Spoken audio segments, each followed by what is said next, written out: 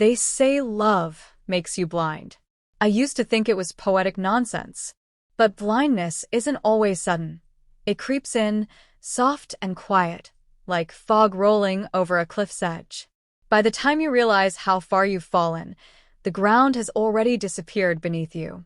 I was 32 when my marriage collapsed, but the first crack appeared years before, hidden beneath smiles and late-night laughter. Back then, I believed I had everything. A husband who kissed my forehead every morning. A sister who called me her best friend. A life that looked perfect from the outside, and maybe even from the inside, for a time. Nathan and I met at a fundraiser gala I almost skipped. He was charming without trying, dressed in a midnight blue suit and wearing a smile like he knew something you didn't. He asked me to dance while I was halfway through my first glass of wine. A bold move. I liked that. He listened. That's what made him different. He looked at me like I was a mystery he was eager to solve, not a task to be managed. 6 months later, we were living together. A year after that, we were married. I remember our wedding vividly. Sunlight spilled over the hills, the air thick with spring. My sister, Sienna, stood beside me in a pale blush dress, dabbing at tears with a linen handkerchief. She whispered, "He's perfect for you, Isla," and I believed her. Sienna was my opposite in every way, vibrant, unpredictable, magnetic. Where I was steady, she was spontaneous. Where I built structure, she danced in chaos. But we were close. Closer than most sisters. We'd survived a childhood of absent parents and emotional landmines, clinging to each other like twin lifelines.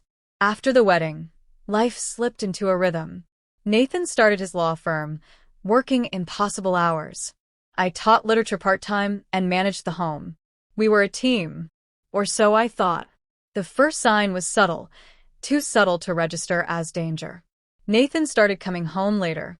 At first, it was reasonable, client dinners, depositions, late filings. But then it became something else. A shift in presence. He was there, but not with me. Like his body arrived home, but his mind stayed elsewhere. One night, I cooked his favorite, rosemary chicken with lemon risotto, and he barely touched it. "I'm just tired," he said, eyes glued to his phone. When I leaned in to kiss his cheek, he flinched like the touch startled him. I told myself we were just drifting like all long-married couples do eventually. So I leaned in harder. I planned surprise date nights. Left love notes in his briefcase. Tried to bridge the distance he didn't acknowledge. Then came the weekend. Sienna showed up at our doorstep, mascara streaked, suitcase in hand. "Cameron cheated," she sniffled, collapsing into my arms. I walked in on him with some influencer. In our bed. My heart clenched for her. Betrayal was something I couldn't fathom then, not really. I offered her the guest room without hesitation.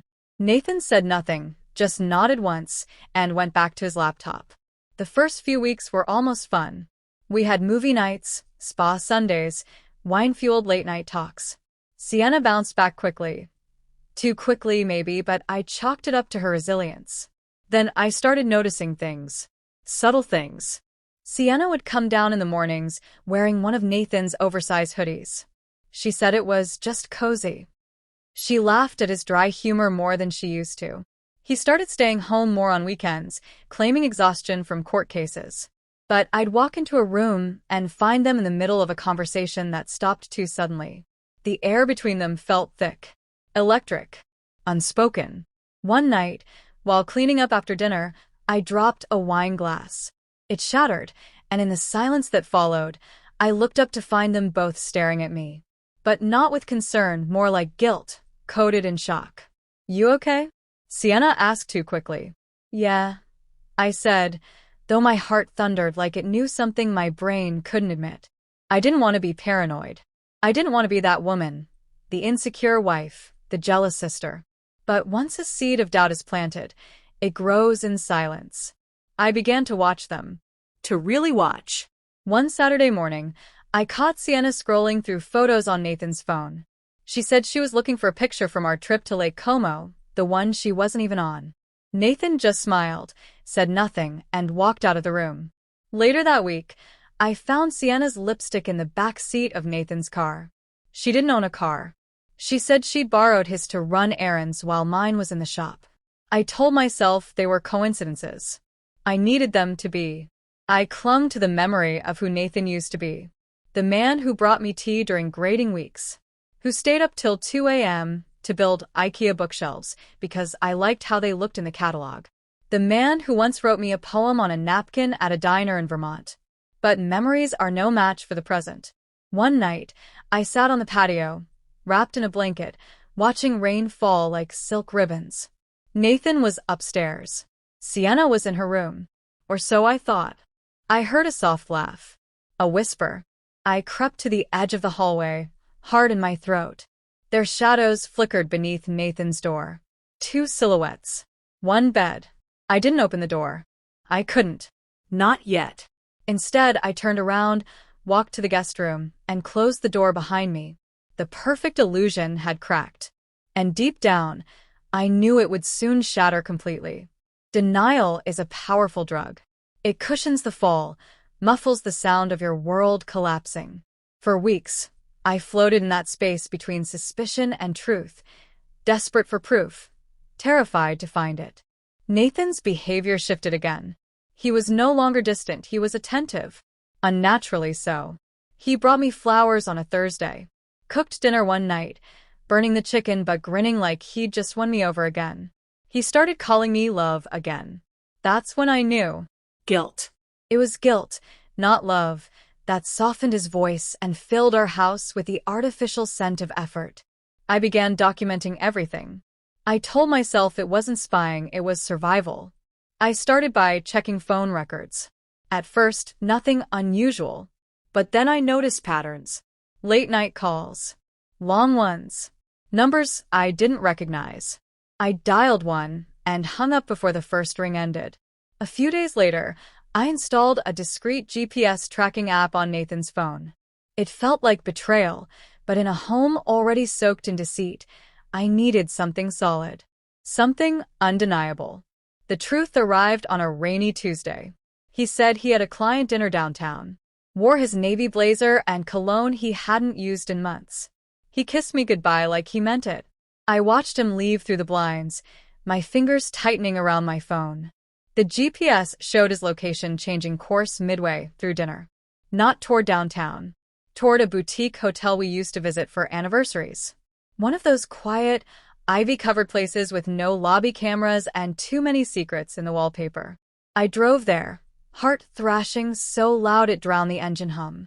I parked across the street, gripping the steering wheel with white knuckles. His car sat under the soft glow of a lamppost. I didn't need to see the room number. I didn't need to see her face. But I did.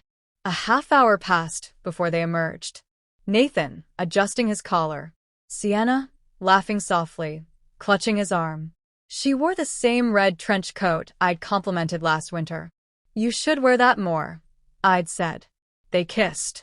Right there. In the open. No shame. No hesitation. Something in me curled inward and died. I didn't confront them.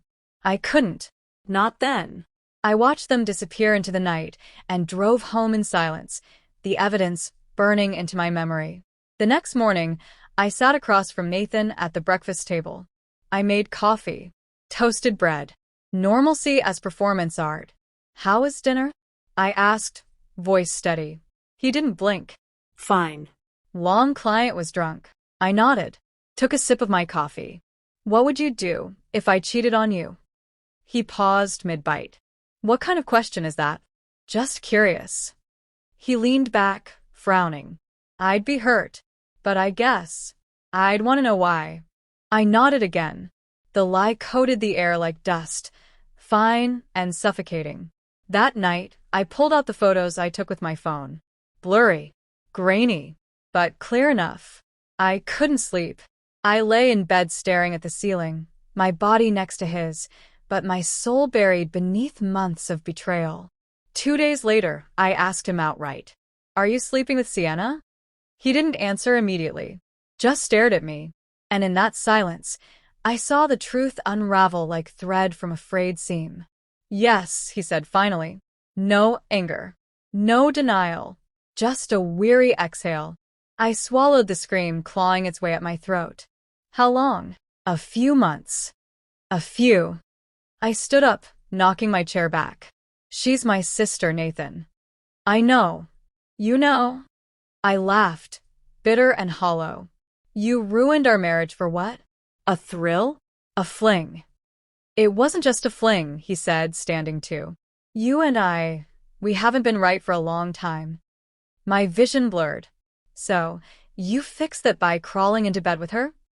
He looked at me, finally looked at me, and I saw it, something close to remorse, but not quite. Regret, perhaps, but not for the right reasons. I didn't plan it, Isla. It just happened. The most cowardly sentence in the English language. I didn't cry. Not then. Rage held me together. I picked up his suitcase from the closet, threw it at his feet. Leave. Isla. I said leave. He did. Quietly. As if he knew he didn't deserve a single word more. I turned to Sienna next. She had the audacity to text me a day later. I didn't mean to hurt you. We didn't want this to happen. Please believe me. I didn't respond. What was there to say? I thought back to every whispered conversation, every glance, every laugh I thought was innocent. I replayed them all like war footage, searching for the moment I should have known. But hindsight isn't a gift. It's a punishment. My family fractured. Our mother called and said, maybe it was meant to be. Meant to be? Like betrayal was fate. Like my pain was divine strategy. I hung up on her. Only Maggie, my best friend since college, stayed. She brought wine, tissues, and a bat she jokingly offered to use on his windshield. Or hers, she added with a wink. I didn't need revenge. Not then. I needed air, distance, healing. They moved away together 3 weeks later. I watched from my front window as a moving truck hauled away the last pieces of our shared life. Sienna waved at me. I closed the blinds. The following months were a blur of legal filings, sleepless nights, and therapy sessions I barely remembered. My world had turned to ash, but beneath the debris, something began to smolder. Not anger, not grief, resolve. Let them have each other, I thought. Let them choke on the lie they built. I would rebuild, stronger, quieter, wiser. But I wouldn't forget. And when the time came, I would remind them. Not with violence, not with vengeance, but with truth. It was a warm spring evening when I received the invitation. Cream-colored envelope, handwritten calligraphy. No return address. But I knew. Even before I opened it, I knew. Inside, a single card, elegant and grotesque all at once. Nathan Caldwell and Sienna Grace Whitmore cordially invite you to celebrate their wedding. On Saturday, May 20th, at Stone Hollow Estate. There was a quote etched in gold foil at the bottom. Love conquers all. I laughed out loud. Not because it was funny, but because I finally understood the absurdity of their little fairy tale. They wanted me to come. Not just out of formality. No, they wanted me to see it. To witness their so-called triumph. The happy ending built on ruins they left behind. I wasn't going. Of course not. But I wasn't ignoring it either. Something inside me had changed. I was no longer the woman who cried on bathroom tiles or screamed into pillows at midnight. I had mourned my marriage, my sister, my past. I had burned every letter Nathan ever wrote, sold my wedding dress for charity, even redecorated the bedroom, painted over the beige walls with slate blue, a color that felt like starting over. But this invitation, it reopened the wound with surgical precision. Maggie found me with the card still in my hand. You have to do something, she said, not even pretending to be neutral. I'm not crashing their wedding, if that's what you're suggesting. Not crashing. Just sending your regards. A silence stretched between us. Not revenge, I whispered. Closure. She nodded. Exactly. The next week, I spent time crafting a gift. Not something explosive or loud. I didn't want spectacle. I wanted weight. I wanted a mirror, something to reflect the truth back at them, so they could never again look away. I dug into old photo albums, journals, text message archives. Not to grieve. This time, to cure it. A story. My story. The real one. I created a book. Handmade. Bound in navy linen. On the cover, in simple silver script, "From the bride you buried." Inside were pages of our past, photos of our wedding day, annotated with quiet pain. Notes Nathan once left in my lunchbox. The receipt from the hotel he used to cheat. A copy of the phone records. Screenshots of Sienna's text messages to me. The ones filled with, "I'd die before hurting you," and "Nathan's lucky to have you." I added no commentary. No rage. Just chronology. Just truth. At the end of the book, I inserted one final page. A handwritten note. "You are welcome to build your castle on my ashes, but never forget what you burned to create it." I wrapped it in ivory paper, sealed it with wax. Inside the package, I placed one more thing, a delicate, antique mirror from my grandmother's attic. A wedding gift she once gave me. On the back, I had a single phrase engraved. "For the happy couple, may you always see clearly." The morning of their wedding, I dropped the box at the front desk of Stone Hollow Estate with a smile. "Please ensure the bride receives this before the ceremony," I told the concierge, tone polite, hand steady. Then I left. I didn't need to stay. I imagined the moment later, not with joy, but with detachment. Sienna opening the package, expecting pearls or designer perfume. Nathan looking over her shoulder. Their smiles fading. The book. The photos. The mirror. The weight of it all pressing down like a silent avalanche. That evening, I poured myself a glass of wine, lit a candle, and played an old jazz record. I wasn't angry. I wasn't sad. I just was. For the first time in over a year, my heartbeat didn't feel borrowed. 3 days passed before I heard from them. Sienna was first. She sent an email, short, cold. "I don't know what you hope to accomplish, but you've made your point. I won't bother you again." No apology. No remorse. Just defense. Classic Sienna. Nathan followed 2 days later. A voicemail. "Isla, I saw what you sent. I don't know what to say." I didn't. Long pause. "I just hope, someday, you'll find peace. I really do." I deleted the message. Because I already had. In the months that followed, life slowly unfolded again. I enrolled in a writing workshop. Started a blog under a pseudonym, The Forgotten Wife. I wrote about loss, betrayal, healing. Strangers wrote back, thanking me for articulating pain they couldn't name. One entry went viral. Offers came in. Podcasts. Anthologies. Invitations to speak. I declined most of them. I didn't want fame. I just wanted freedom. People often ask me why I didn't expose them publicly. Post the evidence online. Humiliate them. Because truth, when delivered quietly, is more lethal. It lingers. It gnaws. And because they wanted a performance, they expected fire and fury. Instead, I gave them silence wrapped in elegance. A mirror wrapped in grace. Now, sometimes when I walk through the city, I wonder if they ever think of me. If Sienna glances at Nathan and wonders if he still dreams about the woman he left behind. If he wakes up in the middle of the night and sees my face in the mirror, just for a second. But it doesn't matter. Because this is no longer their story. It's mine. And I lived.